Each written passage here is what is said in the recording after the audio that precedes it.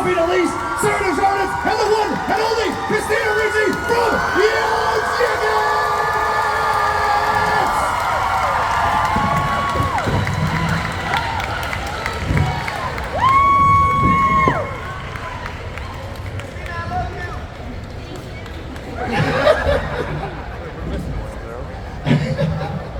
Is that you? All right.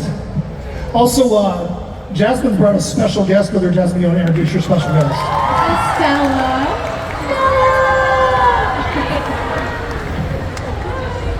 Wait.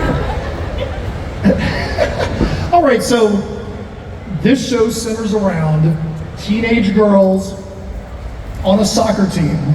4 of the 5 of you get to be, or actually 3 of the 5 on the stage are going to be teenage girls on that soccer team. How do you guys put yourself back in that role of being in high school, being on the team and all that? How do you get yourself back into that role? Very naturally in a cast with so many girls. We're like family, truly. We've gotten so close. We've known each other now for 6 years. So we don't do too much acting, to be honest. I mean, when we started the show, I was still in school. Like, I remember... You were in high school? You were in high school? Not high school, but I was in, like, college. I graduated college shooting the first season. I didn't know that. Such a good friend.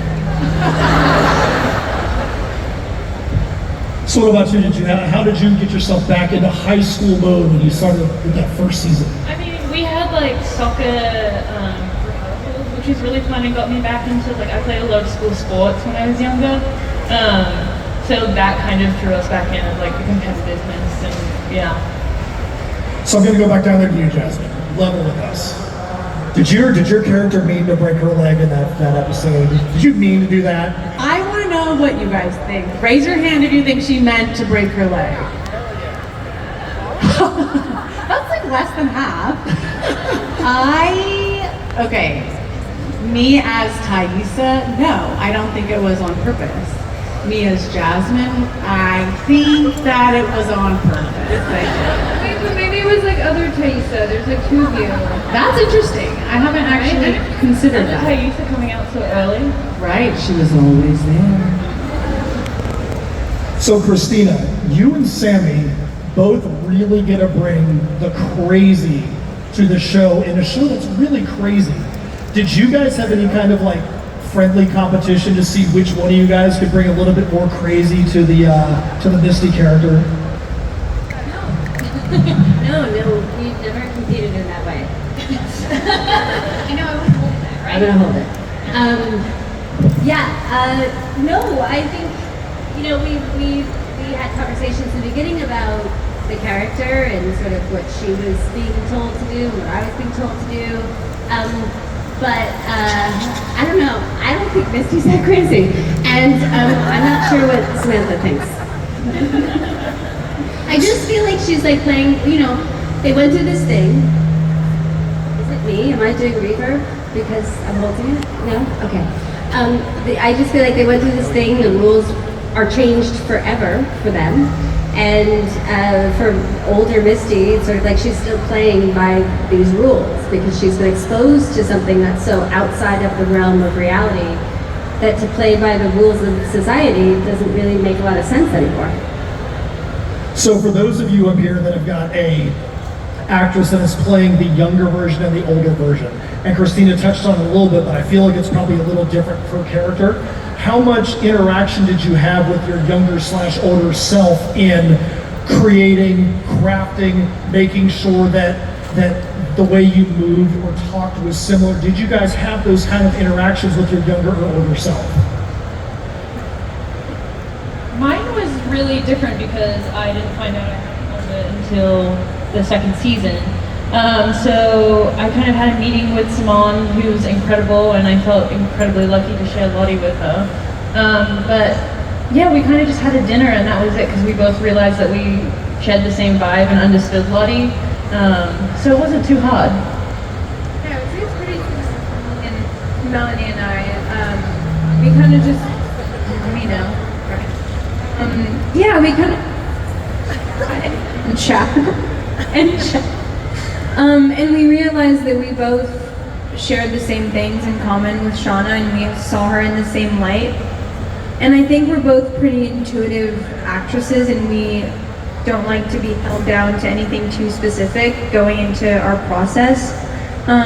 Because I know that you and Sammy chatted about like maybe like the glasses being propped up, and No, we never discussed that. We never discussed anything physical at all. We just happened to do it the same way.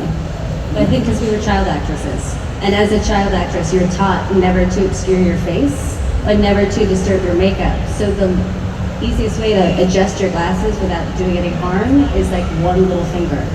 I think that's why she and I do it the same way. But we never talked about it. It just happened. But it makes sense to me because the reason I do it that way is because I was taught to never touch my face. Yeah, I think that kind of the common thread here, because I agree, Tawny and I did speak about how to eat dirt, same, but that's pretty much it.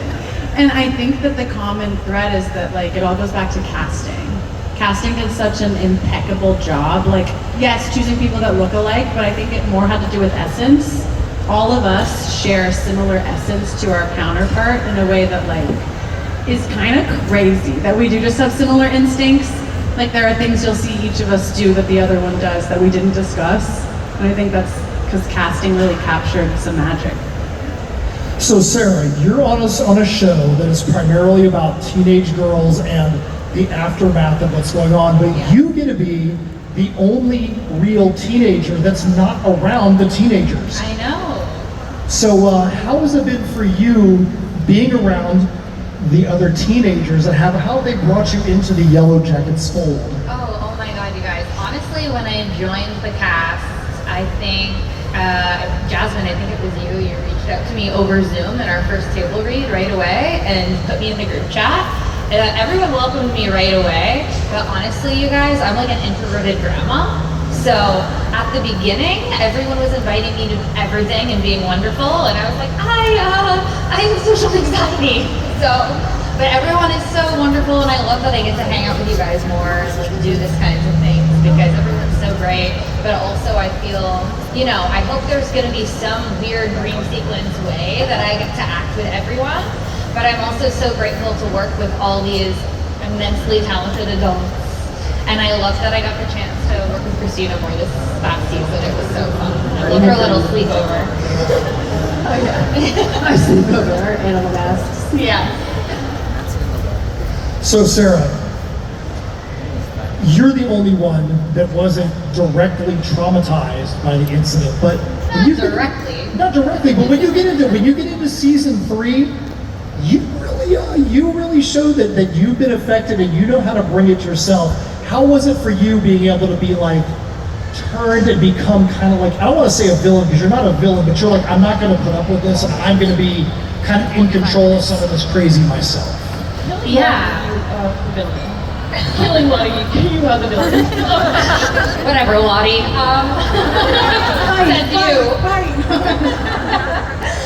Yeah, oh my gosh, I have so many things to say about that. I mean, I've really been grateful to get to explore all these different sides of Callie, honestly, like how she's developed more and become more complex. I've learned more things and Callie learned more things.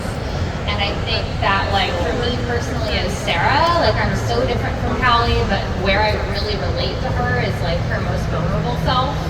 And wanting to feel seen and the longing. And I think in season 1 and as the show went on, when we initially see her, we feel on the surface she could seem like a bratty, stereotypical teenager, but I really loved delving into really understanding why she is that way, witnessing her dynamic with Shauna, kind of getting to see more of the elements of which Shauna's withholding her love and how that affects her.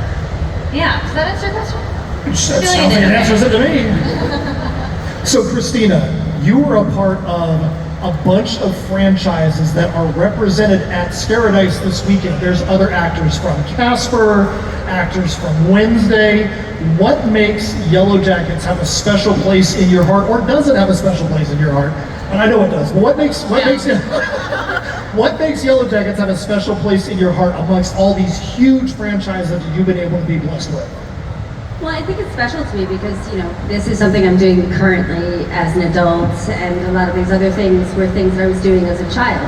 And, you know, as much as I would love to say there was more meaning for me when I was a child as an actor, I really was just like having fun on set and excited to not be home. So for me, like, I developed as an actor as an adult, and it's, you know, the work I do as an adult is very special because there's just so much more intention and thought put into it. So Sophie, we're gonna go, and if you haven't watched the show, it's always, hey, there will be spoilers. You know, if you're at this panel, we're gonna talk about stuff that happens, okay? I think you know where I'm gonna go, season 2, episode 7, which is your stillbirth scene, your pregnancy situation. As a viewer, the way that that was crafted as a viewer was probably one of the most brutal, emotional scenes where you think that things are going a certain way and then you find out that the baby died, that all this stuff was happening in your head. How did you prepare for that? And for the rest of you on the cast, how did you prepare? Because that was a very, very emotional scene. There was a lot of stuff that you guys had to pull off to make it believable for someone like myself to watch and go, holy crap, that was just a dream sequence? The baby died? Oh crap. How did you guys pull that off? I mean, I was very lucky to work with Thank you. Liz Garbus, our director on that episode, was wonderful, and she, first of all, gave me a lot of links and other TV shows to go watch.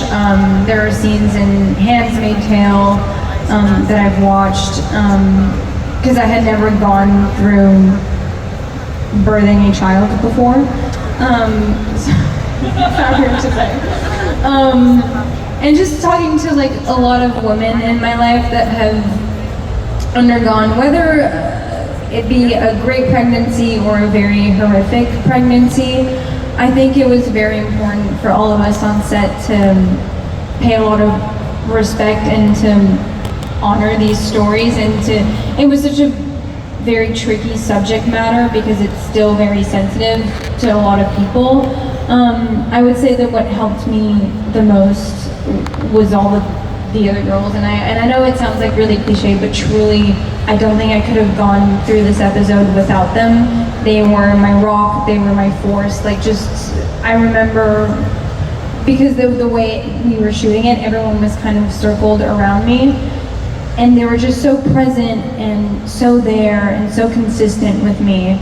And it was like really long days, very emotional days, but holding eye contact with every single one of them, I could face someone and they were just feeding me so much to play off of, and I think that's what really helped me get through these days.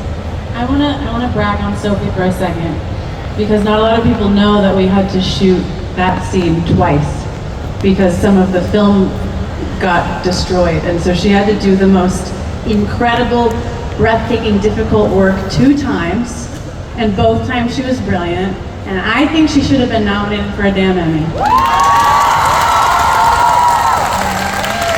All right, so I'm going to ask everybody up here, you can say it as an actor or as a fan, 2 questions. 1, was the baby stillborn or did they actually eat the baby? What do you think? Twisted mind. That's you guys kind of know the I've never way. heard that theory. No one ate the baby. I've never heard that theory. No one ate the No one ate. baby. It was actually just a stillborn baby. That's but doesn't mean there's not theories out there. So everybody out there online on Reddit. So I just want to say, I feel like there are limits, and I don't think anybody would be comfortable being on a show where we ate a baby. Yeah, no, I think we would have all liked. I think everyone would have been like, that's a little much, and we're not comfortable, and thanks very much. Well, good. Then now to everybody on Reddit that has that theory, your question has been answered at SCARADISE, so stop with that. Okay, the next one is, did Coach actually set the cabin on fire or not? He says he didn't. What do you guys think? I don't think he did. I think it was one of the girls. I think it's too easy for... I have my thoughts, but I don't want to say who. Wait, why? I want to know. Everybody I'll wants tell to you, know. just so you know, none of us actually know anything for real. So like us saying things, we can't get in trouble because Well, it's all theory. This is just your personal opinions, just theories. Courtney, tell us. I would have. No. No, but I definitely don't think it was Coach. It's too easy. I like that theory as well. I think it's more complex than that. I think it's you, Kelly. Oh yeah, somehow it was me. Surprise. Season 4 perhaps. This has become a time travel show. All right, so Steph is over here. I see Steph's taking a couple pictures, but Steph is gonna pop her way back out here. So Steph, who's dressed like me, but is literally like 1/3 my size, she's gonna come out here and she is going to ask some questions. So here's what's gonna happen. You guys are gonna put your hands up, keep your hands up. It doesn't mean that she's gonna pick favorites or anything like that, but when you've got people this size of a crowd, if we just had an open mic, this line would be to the door and we're never gonna get off the panel stage and we have a certain time constraint. So Steph is gonna come out, so raise your hands and we're gonna take Yep, so we're gonna take a couple of questions again. If she doesn't pick you, it's not because she doesn't like your cosplay or anything like that. It's just gonna be a bunch of random people. So where are you at, Steph? I can't even see you from up here. Oh, she's trying to get through the crowd. Okay, where are you at? Let's see. Oh, here she comes. Okay, so Steph, who are you going to first? Hi, I'm Bella, and my question for all of you is what memory from either behind the scenes or the show has stuck with you the most to this day?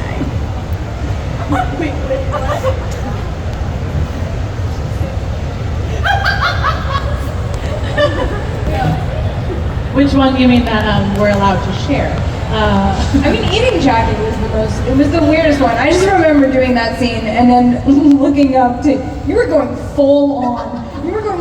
You were eating it out of the head.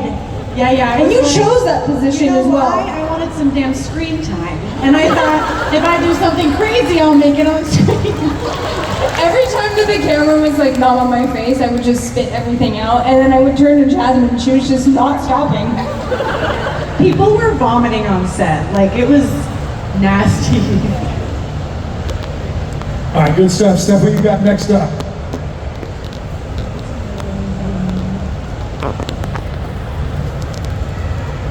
So, question for Jasmine and Sophie.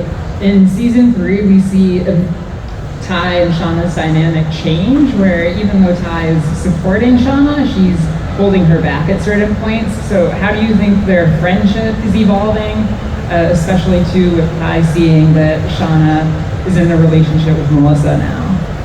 That's an interesting question. You're just jealous. Of who and what and why? I got banned, okay? I don't need you.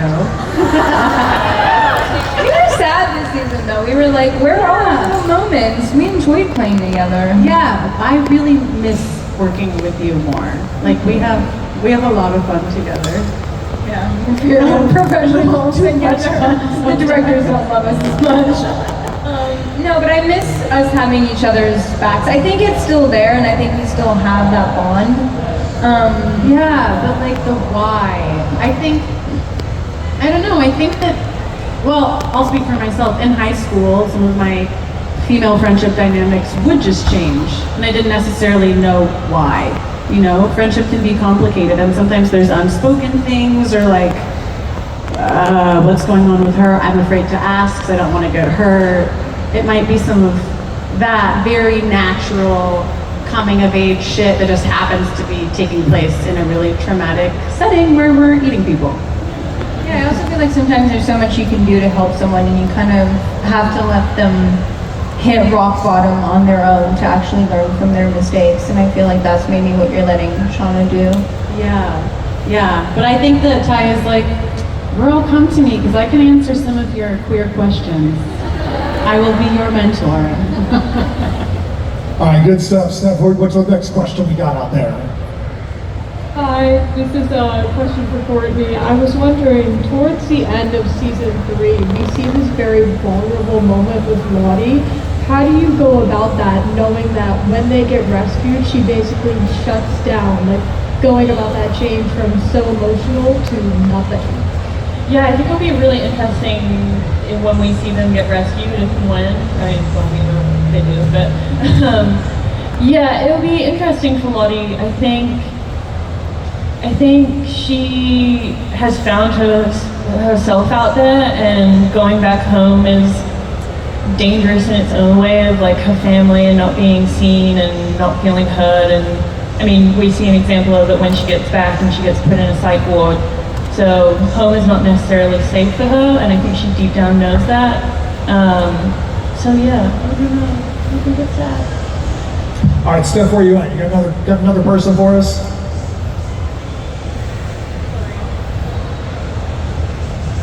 Hi, my name's Lexi. Oh, that's loud. I have a question. It's a really silly question. Hi, I'm Lexi. And if your character was to watch Yellowjacket, like pre-crash, who do you think their favorite character would be? That's a fun question. Lottie would be Matt.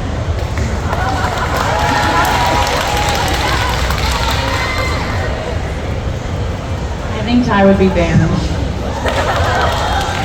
I mean, kind of less applies to me, but what's funny is that in the past timeline, I, as Sarah, always, I don't know what this says about me, but I, as Sarah, always felt a kinship to Lottie in the past timeline, like before you got Simone. And so I think it also makes sense then that Callie would be drawn to Lottie, so Lottie would be Callie's favorite character. I think Misty would still be obsessed with Natalie, even though I know I'm older Misty, but I think I'm still that ass.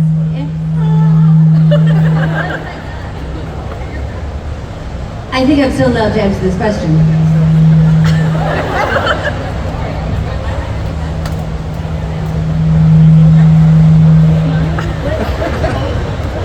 So I think her favorite would still be Natalie. That's what I'm trying to say. I think Shauna's would be, honestly, potentially Shauna. She's so obsessed with herself this season. All right, good stuff, Steph. Who you got for the next question?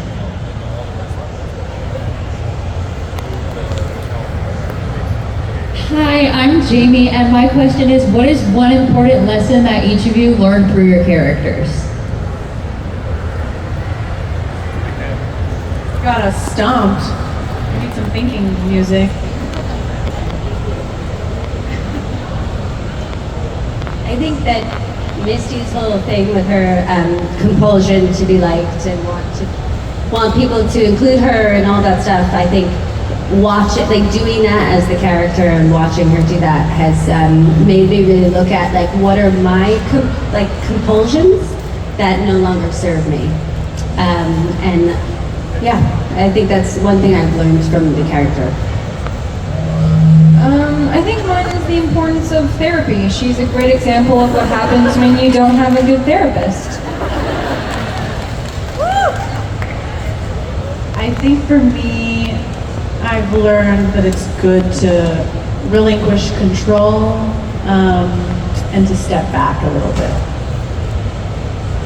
I think what I want to share would be, I think like Callie is obviously an example in our show of like nature versus nurture and like the effect of trauma and how it gets passed down.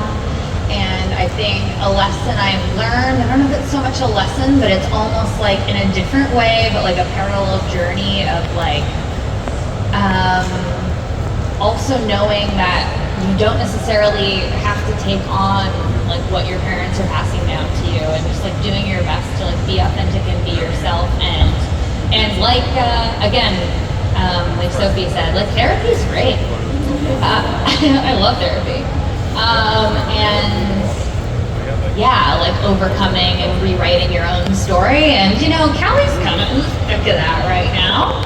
She's figuring some stuff out. She's terrified, but we'll see where we end up.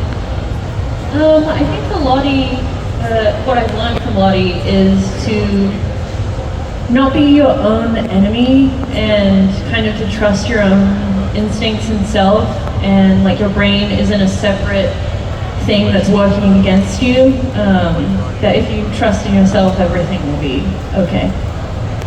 That's awesome. Okay, so Steph, get us one more question. It doesn't mean we're not going to go to more questions in the audience, but one more question for now. Where are you at? Okay, over here.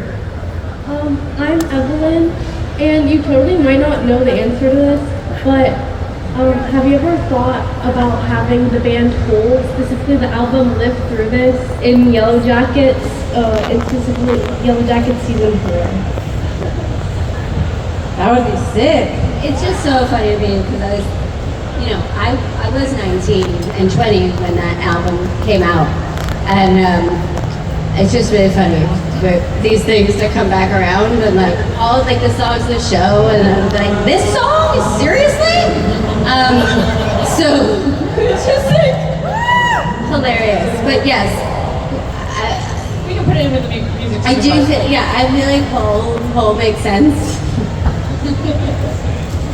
Good stuff. All right, so go ahead and put your hands down. I'm gonna ask a couple more questions. We'll see if we have time for some more audience questions, but okay. So this show basically is about a descent into madness for every character. Who do you think has been the most affected by the descent into madness, and who do you think has the best chance of the redemption from this madness? Good question. No redemption for Shauna. Boo. It's hard to say who's gone into madness the most because I think all in their own way. Yeah, everyone has reached another level of unwell. That You're manipulative. I don't think it's on purpose. Yeah, not in the younger timeline, I don't think. Yeah, I'm kind of like a Lottie stan. Lottie apologist. Lottie apologist.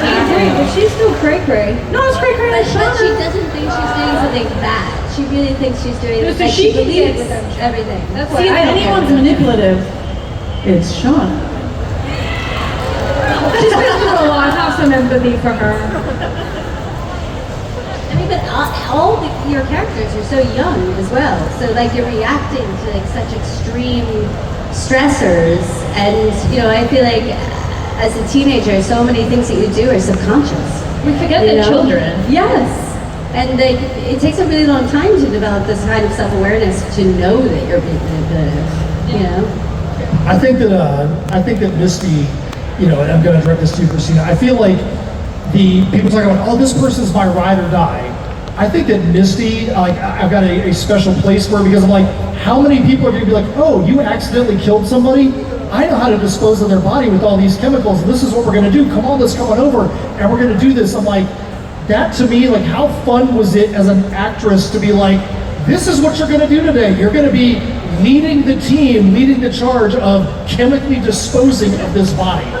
I've watched so much true crime that at this point, like me and Christina Ricci, I could totally dispose of your body for you. That's really not a problem. So it felt right. It felt right.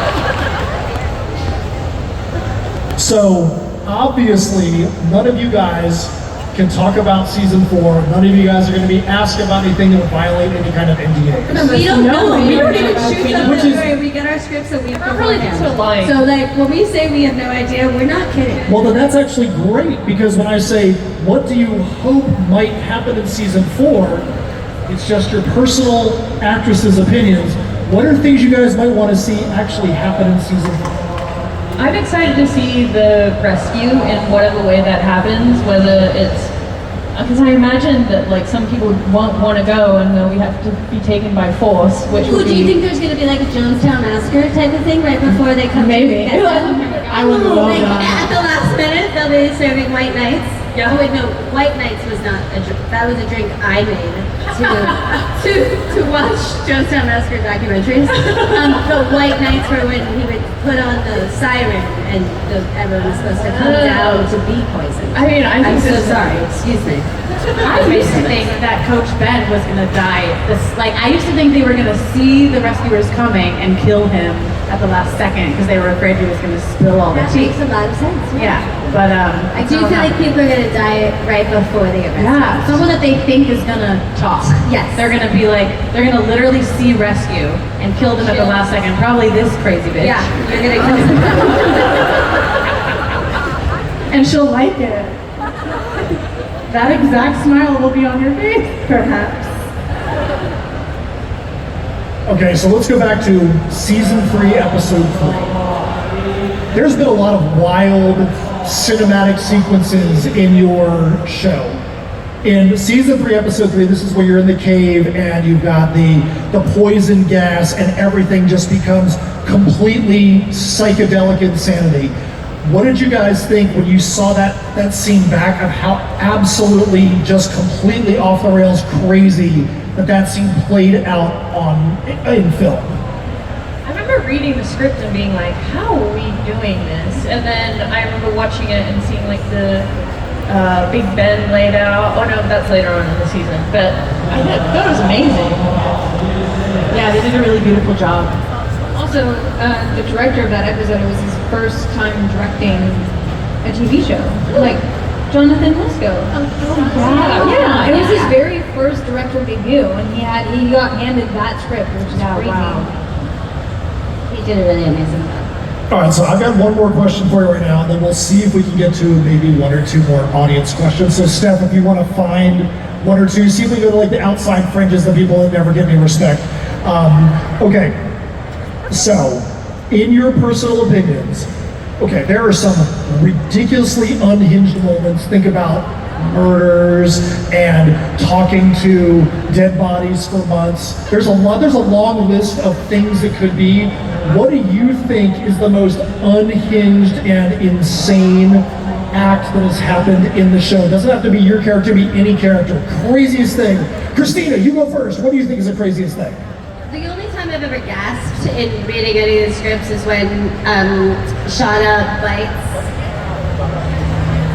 what's her name? Melissa's arm, and then makes her eat it. Like, that to me is just so gross. So gross. That is more unhinged to you than literally destroying the only help we have to get out of the wilderness. I didn't read that script. That's so funny. Sorry. What about putting a frozen ear in your pocket? That's pretty weird too. Maybe putting a frozen ear in your pocket? That's also pretty. Again, this one! all the time. It's not even just Shauna, Sophie Nalise. Sophie Nalise took that ear home. So This is true. I need to find a box for it. now. It's like hanging somewhere in my room, and I'm like, if out of context, that's a bit odd. Hanging. Well, it's not like hanging, it's just like sitting on like my counter somewhere in my room, and I'm like, That's a lot better than hanging, so. yeah, but I want to get like a little metal, like a see-through box. Oh, and, that's like, cool. Yeah, or frame it on my wall. Yeah, you should. Without any explanation. Truly though, the 2 that came to mind are what you guys just said. It was the only time I've also gasped is seeing her go eat it after. I was like, and then also I think Misty destroying the. Oh, Misty. We got a lot louder there. All right, so Steph, where are you at? She's over here. Steph, who you got? Hi, my name is Camila, and this question is for everybody, but do you guys think Shauna is justified in all of the messed up stuff that she did because of what she went through? Or basically, are you guys not like Shauna defenders? You know what I think? I've made myself clear. I'm a Shauna defender. You are? Yeah. Wait, you're adult Shauna or young Shauna defender? I think both. I think both had a hard time. She needs, older Shauna needs a great therapist so to be put somewhere. I don't know why Lottie got sent to like the psych ward. Not Shauna.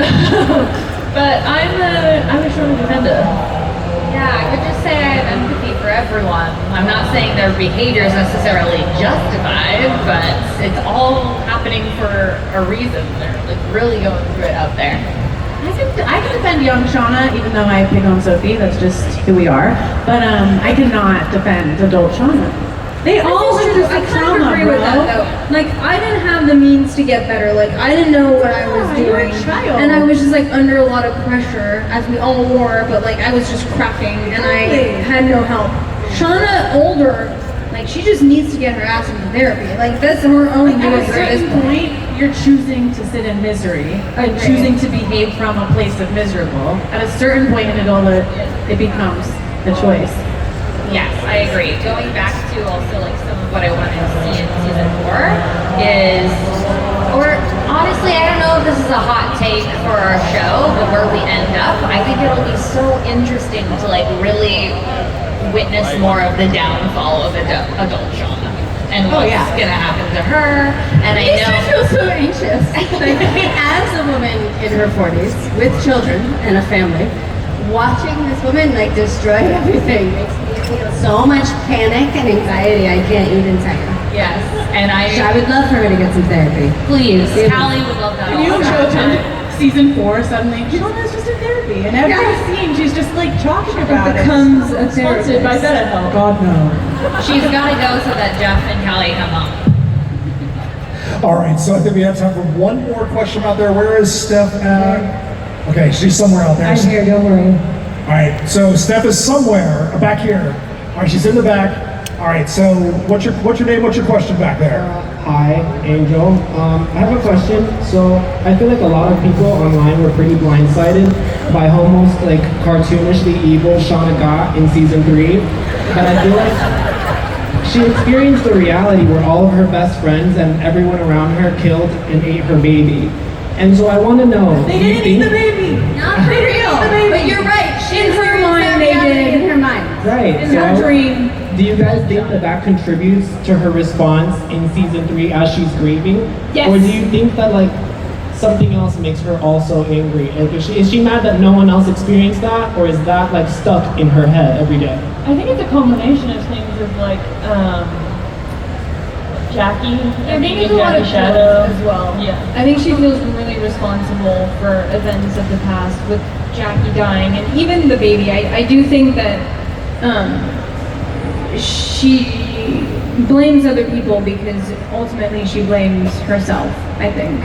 And so all of that pent up resentment and all of that pressure that's on her shoulders, she has no way of coping with it, so it gets projected onto other people. But I think ultimately she feels like she's the source of all the problems and she knows it.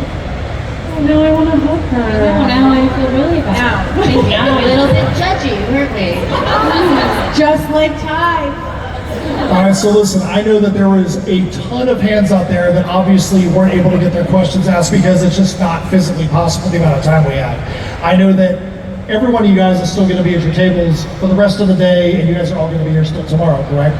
So please make sure that you go over to their tables, let them know how much you appreciate this show, let them know how much you appreciate them as actors and actresses, because that's who's here, not the characters from Yellowjackets. These 5 fine actresses are here, and they want to go and hear from you as human beings, correct?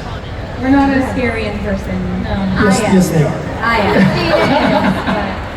am. Okay, so you guys know what time it is, right? You guys may not. So there's a tradition at SCARADISE that we're gonna take a picture with all of us facing up here. But first, we have to summon our show photographer because it's SCARADISE. His name is Corey.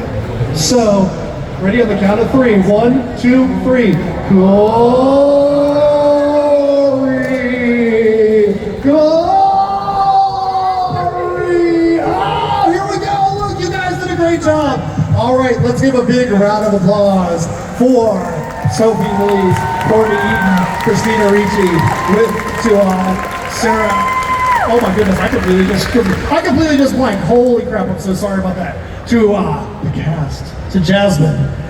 Oh my goodness, Jasmine, you can like smack me in the head for forgetting. I'm so sorry. I'm just so glad I'm up here with you guys. You guys are so awesome. All right, let's give a big, huge round of applause to the cast of Yellowjackets.